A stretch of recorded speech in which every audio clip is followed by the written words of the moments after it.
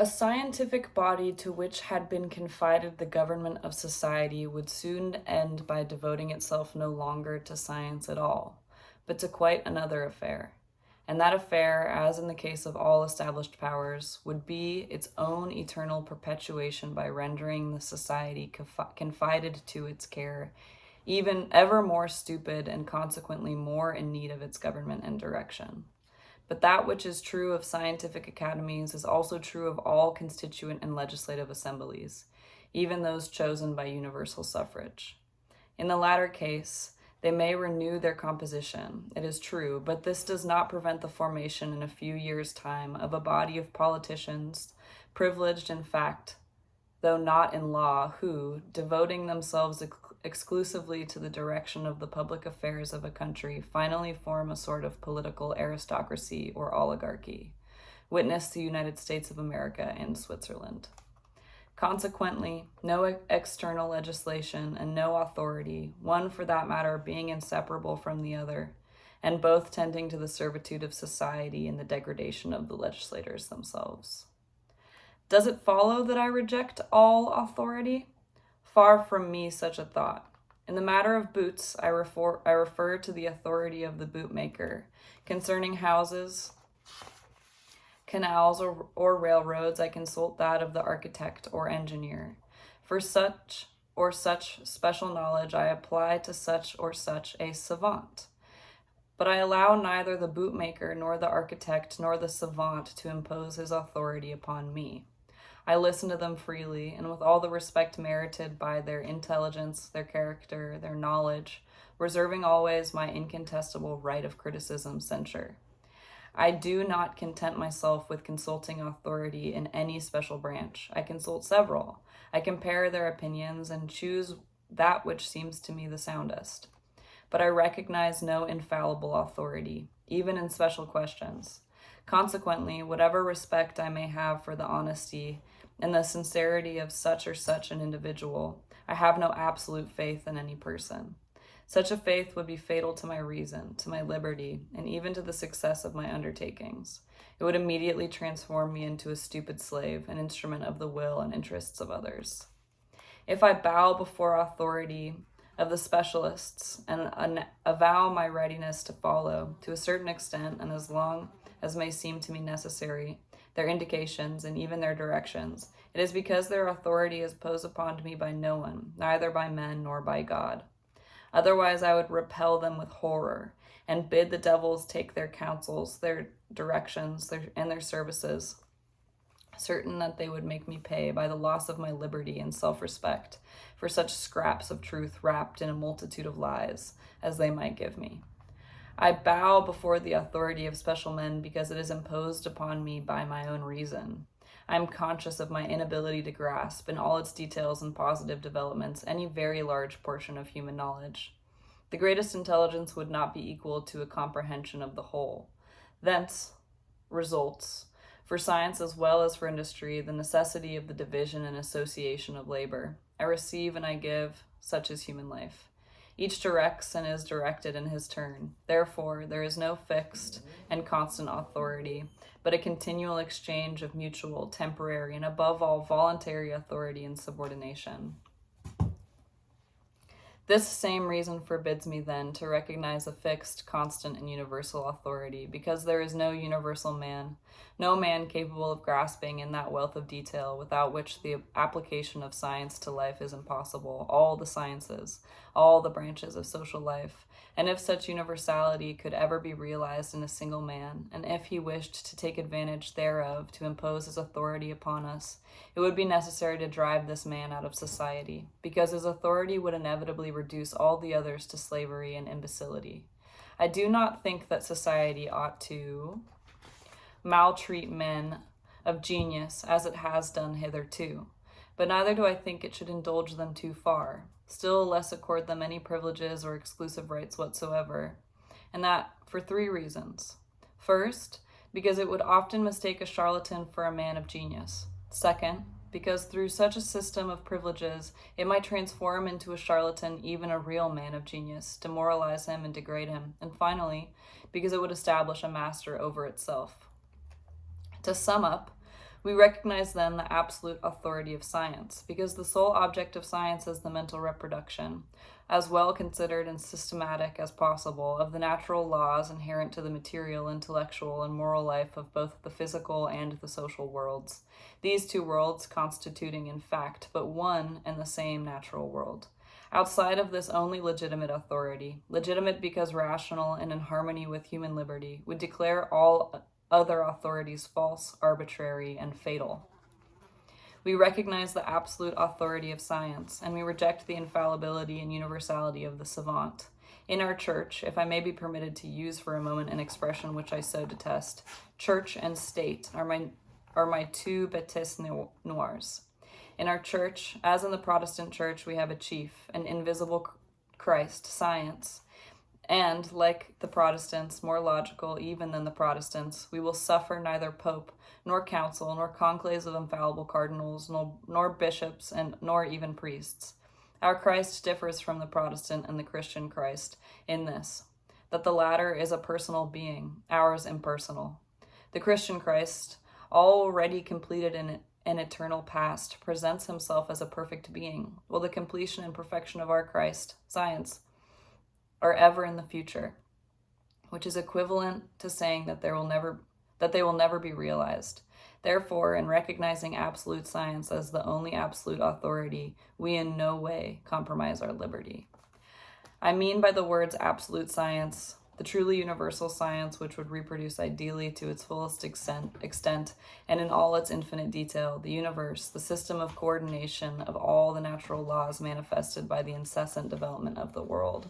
It is evident that such a science, the sublime object of all the efforts of the human mind, will never be fully and absolutely realized. Our Christ, then, will remain eternally unfinished, which must considerably take down the pride of his licensed representatives among us.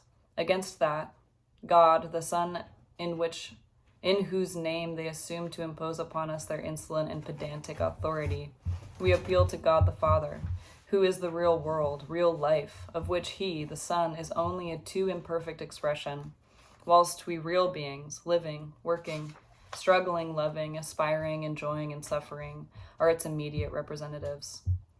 But while rejecting the absolute, universal, and infallible authority of men of science, we willingly bow before the respectable, although relative, quite temporary, and very restrictive authority of the representatives of special sciences, asking nothing better than to consult them by turns, and very grateful for such precious information as they may extend to us, on condition of their willingness to receive from us on occasions when, and concerning matters about which, we are more learned than they. In general, we ask nothing better than to see men endowed with great knowledge, great experience, great minds, and above all, great hearts, exercise over us a natural and legitimate influence, freely accepted and never imposed in the name of any official authority whatsoever, celestial or terrestrial. We accept all natural authorities and all influences of fact, but none of right.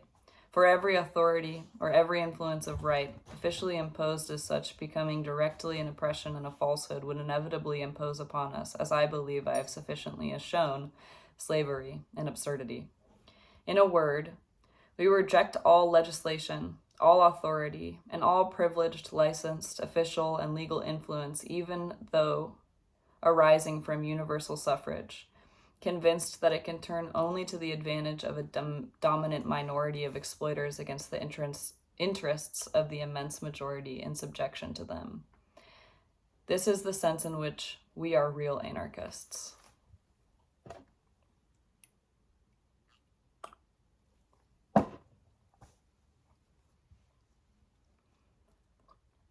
The modern idealists understand authority in quite a different way. Although free from the traditional superstitions of all the existing positive religions, they nevertheless attach to this idea of authority a divine and absolute meaning. This authority is not that of a truth miraculously revealed, nor that of a truth rigorously and scientifically demonstrated.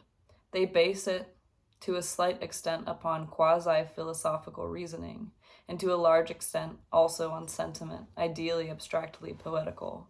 Their religion is, as it were, a last attempt to divinize all that constitutes humanity in men. This is just the opposite of the work that we are doing. On behalf of human liberty, dignity, and prosperity, we believe it our duty to recover from heaven the goods which it has stolen and return them to earth. They, on the contrary, endeavoring to commit a final religiously heroic larceny, would restore to heaven that divine robber finally unmasked, the grandest, finest, and noblest of humanity's possessions. It is now the freethinkers' turn to pillage heaven by their audacious piety and scientific analysis. The idealists undoubtedly believe that human ideas and deeds, in order to exercise greater authority among men, must be invested with a divine sanction. How is this sanction manifested? Not by a miracle, as in the positive religions, but by the very grandeur of sanctity of the ideas and deeds. Whatever is grand, whatever is beautiful, whatever is noble, whatever is just, is considered divine. In this new religious cult, every man inspired by these ideas, by these deeds, becomes a priest, directly consecrated by God himself. And the proof? He needs none beyond the very grandeur of the ideas which he expresses and the deeds which he performs. These are so holy that they can have been inspired only by God. Such, in so few words, is their whole philosophy, a philosophy of sentiments, not of real thoughts, a sort of metaphysical pietism. This seems harmless, but it is not so at all. And the very precise, very narrow, and very barren doctrine hidden under the intangible vagueness of these poetic forms leads to the same disastrous results that all the positive religions led to, namely, the most complete negation of human liberty and dignity. To proclaim as divine all that is grand, just, noble, and beautiful in humanity is to tacitly admit that humanity of itself would have been unable to produce it. That is, that abandoned to itself, its own nature is miserable, iniquitous, base, and ugly. Thus, we come back to the essence of all religion, in other words, to the disparagement of humanity for the greater glory of divinity.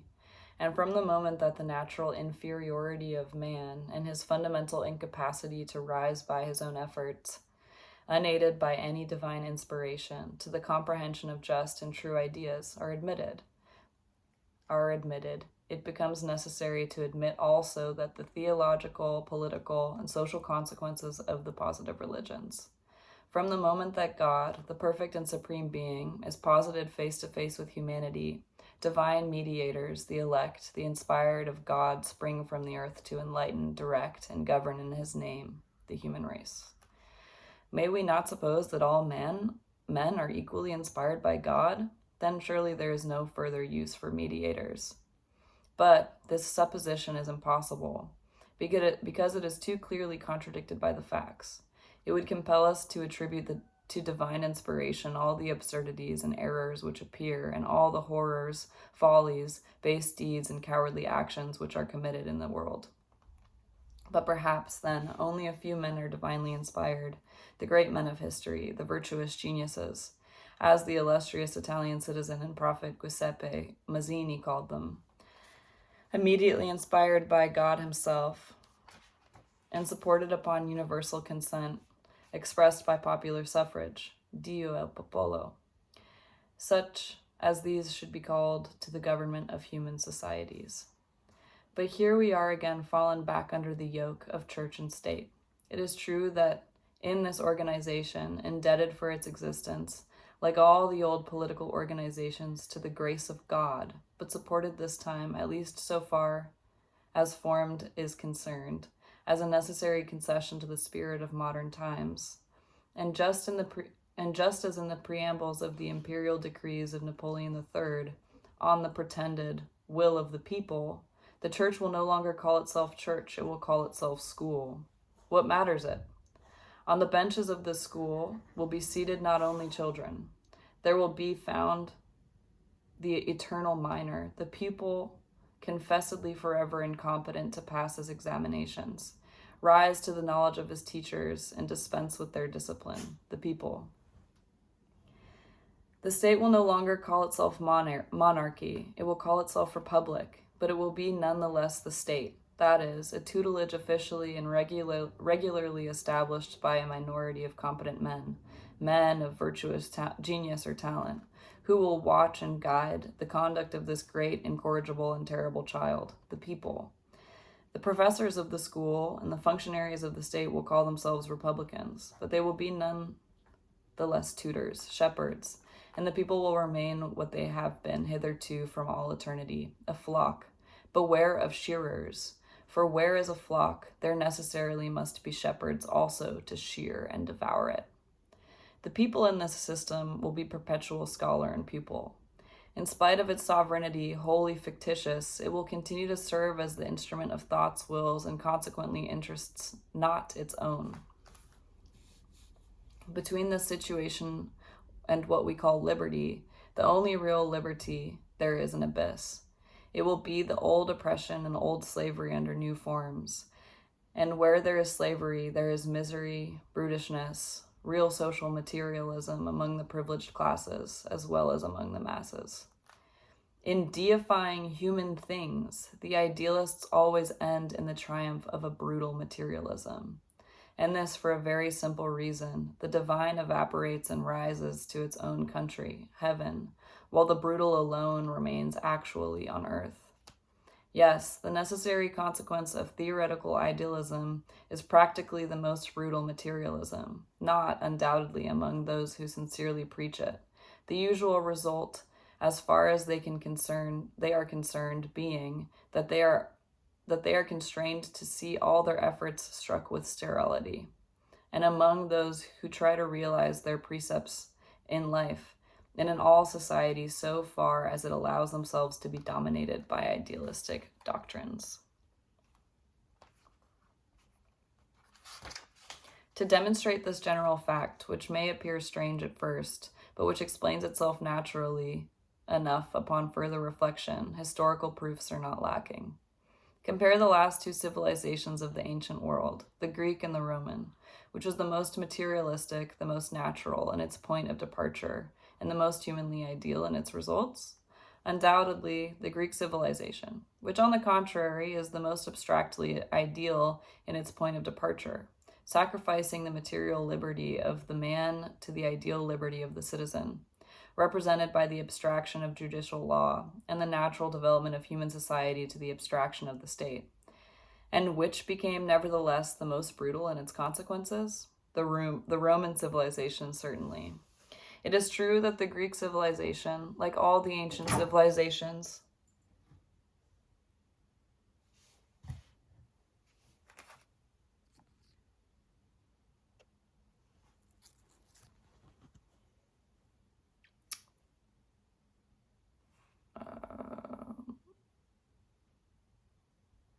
including that of Rome, was exclusively national and based on slavery.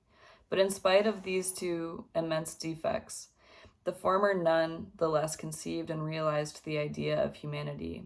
It ennobled and really idealized the life of men. It transformed human herds into free associations of free men. It created through liberty the sciences, the arts, a poetry, an immortal philosophy, and the primary concepts of human respect.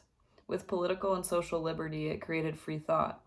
At the close of the Middle Ages, during the period of the Renaissance, the fact that some Greek emigrants brought a few of those immortal books into Italy sufficed to resuscitate life, liberty, thought, humanity, buried in the dark dungeon of Catholicism. Human emancipation, that is the name of the Greek civilization. And the name of the Roman civilization? Conquest, with all its brutal consequences. And its last word?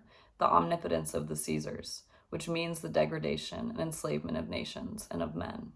Today even, what is it that kills? What is it that crushes brutally, materially in all European countries, liberty and humanity? It is the triumph of the Caesarian or Roman principle. Compare now two modern civilizations, the Italian and the German. The first undoubtedly represents in its general character materialism. The second, on the contrary, represents idealism in its most abstract, most pure, and most transcendental form. Let us see what are the practical fruits of the one and the other. Italy has already rendered immense services to the cause of human emancipation. She was the first to resuscitate and widely apply the principle of liberty in Europe and to restore to humanity its titles to nobility, industry, commerce, poetry, the arts, the positive sciences, and free thought, crushed since by 3 centuries of imperial and papal despotism, and dragged in the mud by her governing bourgeoisie. She reappears today, it is true, in a very degraded condition in comparison with what she once was. And yet how much she differs from Germany. In Italy, in spite of this decline, temporary let us hope, one may live and breathe humanly, surrounded by a people which seem to be born for liberty. Italy, even bourgeoisie Italy, can point with pride to men like Mazzini and Garibaldi. In Germany, one breathes the atmosphere of an immense political and social slavery, philosophically explained and accepted by great people with deliberate resignation and free will. Her heroes, I speak always of present Germany, not of the Germany of the future, of aristocratic, bureaucratic, political, and bourgeoisie Germany, not of the Germany of the proletaries. Her heroes are quite the opposite of Mazzini and Garibaldi. They are William I, that ferocious and ingenious representatives of the Protestant God, Messrs. Bismarck and Moltke. Generally, Manteufel and Werder. In all her international relations, Germany from the beginning of her existence has been slowly, systematically invading, conquering, ever ready to extend her own voluntary enslavement into the territory of her neighbors. And, since her definitive establishment as a unitary power, she has become a menace, a danger to the liberty of entire Europe. Today, Germany is a servility, brutal and triumphant.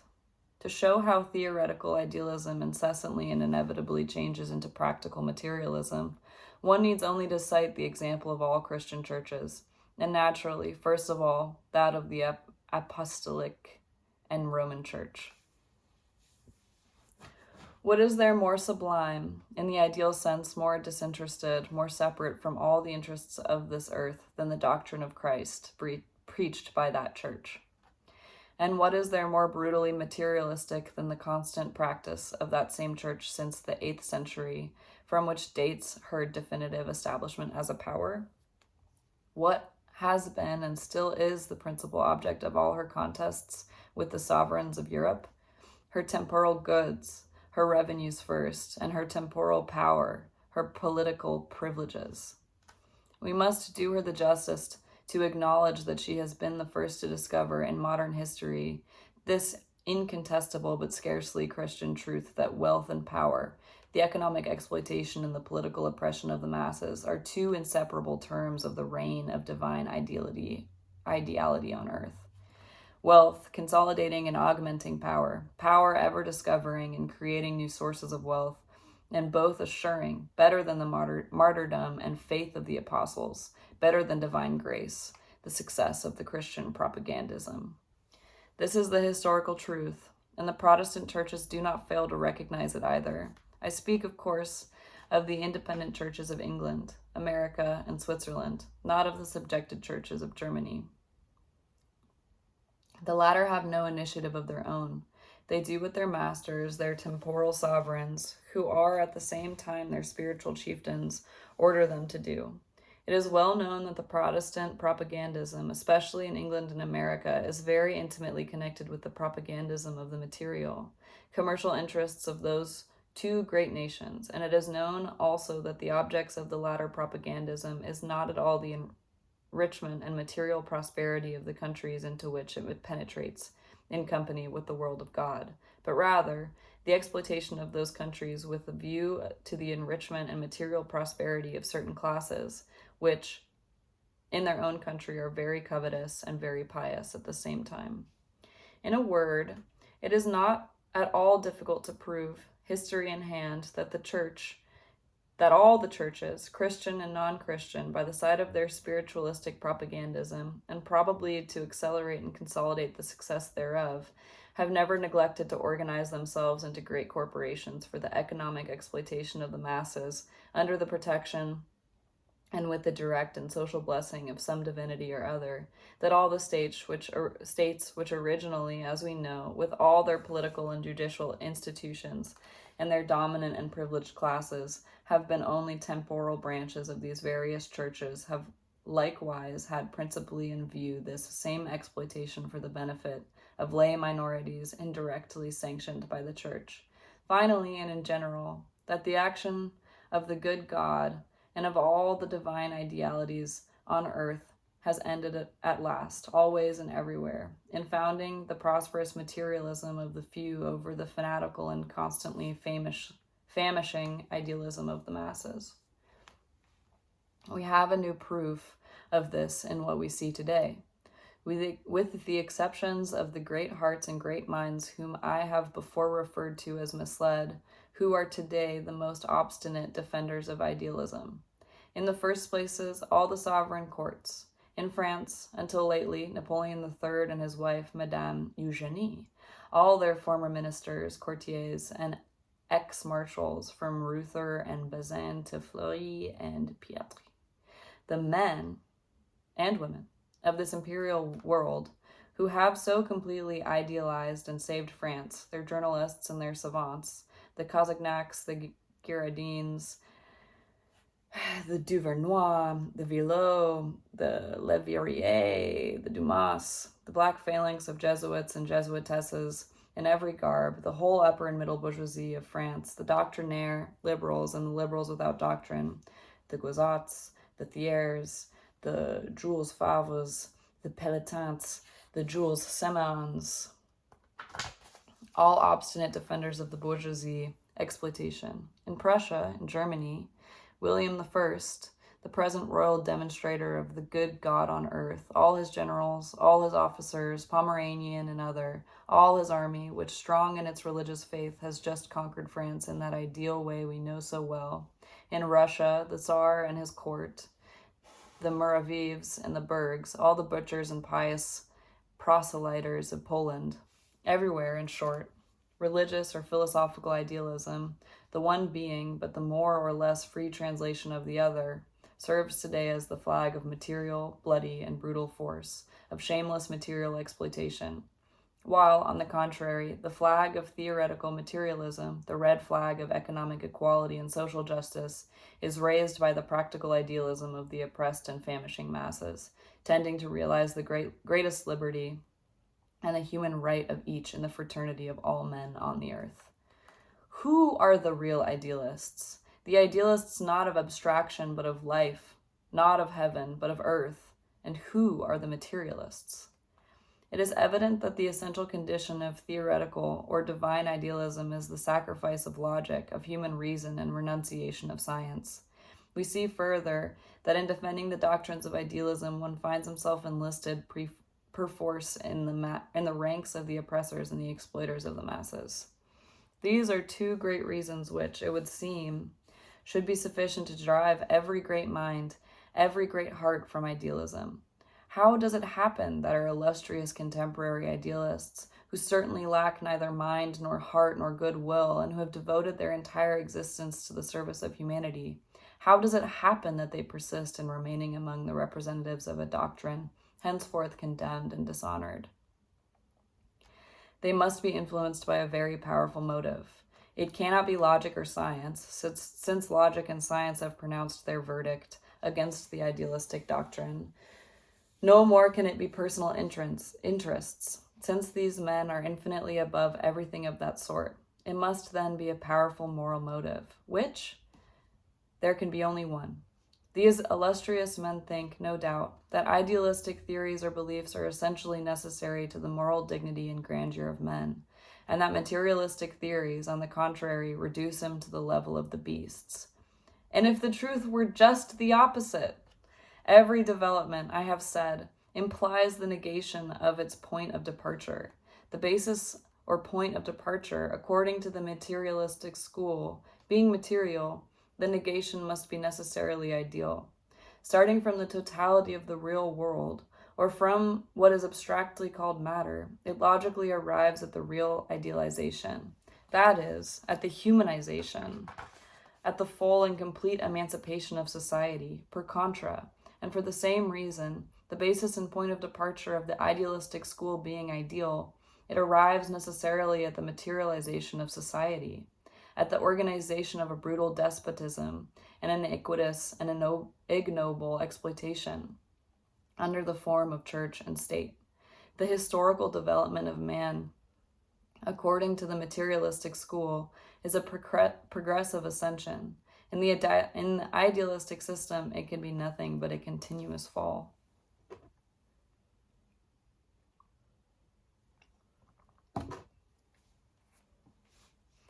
Whatever human question we may desire to consider, we always find this same essential contradiction between the two schools.